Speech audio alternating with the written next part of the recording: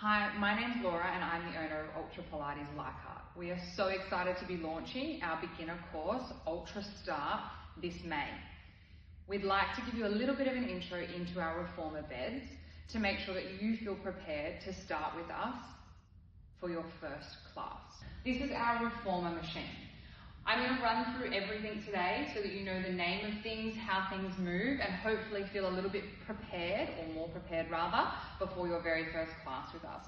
If you forget any of this information, our very helpful instructor on the day will be able to remind you of what everything is called, but it's also a great video to refer back to throughout your 4 weeks with us if you feel like you just want a quick reminder on how things work.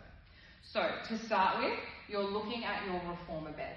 I'm going to give everything a name and explain how it works, and obviously you can go back and re-watch this if you're confused by what I say or simply forget, because there's a lot going on here. Okay, first and foremost is our foot bar. Our foot bar is where we typically do a lot of footwork. We also do some plank series, holding our hands and body weights on it. Really sturdy piece of equipment. It does move, however. So you can lift it up and down. What I want you to remember here is that our instructors do majority of the movement. So it's just nice to know that it does move, but you don't have to move it. All right, foot bar. Below us, we have our platform extender and our platform. So both wooden. You've obviously just noted that the platform extender I've pulled out, so that's just something to be wary of. We have our foot strap here. Underneath our reformer, or our platform rather, are our springs. Now, our springs are important for a few reasons. These are our springs, a close-up view of them. These are loaded spring tension. Every single color has a different spring resistance. Now, depending on the exercise, depends on whether we can make it easier or more challenging for you. The main thing you need to know about this is, one, that they are all different colors. The 2 red springs that we have are weighted exactly the same, so it's just a personal preference on which one you pick up. But they work like a button and a hook. So you hold on to the spring, you pull it up and off, and that's a spring resistance off. And the same thing, you just hook it back up there.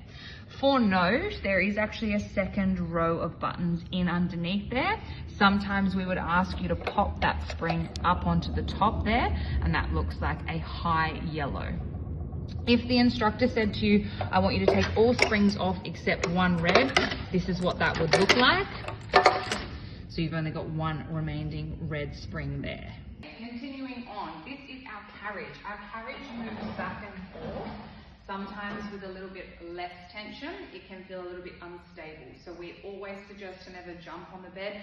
Move very carefully as we're stepping on and off or sitting down onto it. You've then got your shoulder pads. There are your headrests here. That's where our head would rest. And then you have straps. Now, those straps are hooked onto little metal hooks. There's a long loop and a short loop. Typically, our footwork or any feet exercises are done in a long strap. The short loop is for our hands. It's important to note here that we will use these as a progression or a regression, so making it easier or harder. We will explain to you when we want this, and if you miss that when an instructor is talking, it's really important just to double check. The remainder of the bed in its entirety here are your poles at the back. Posts, we use these for pull-ups. The rails is important, and inside the bed we call the well. So inside the bed is where we typically keep our dumbbells. So you'll notice there's plenty of options for dumbbells ranging from tiny weights all the way up to bigger ones. So it's a really nice way to visually see how you can progress here. You'll also notice that one of our accessories, our dowel rod, is under there as well.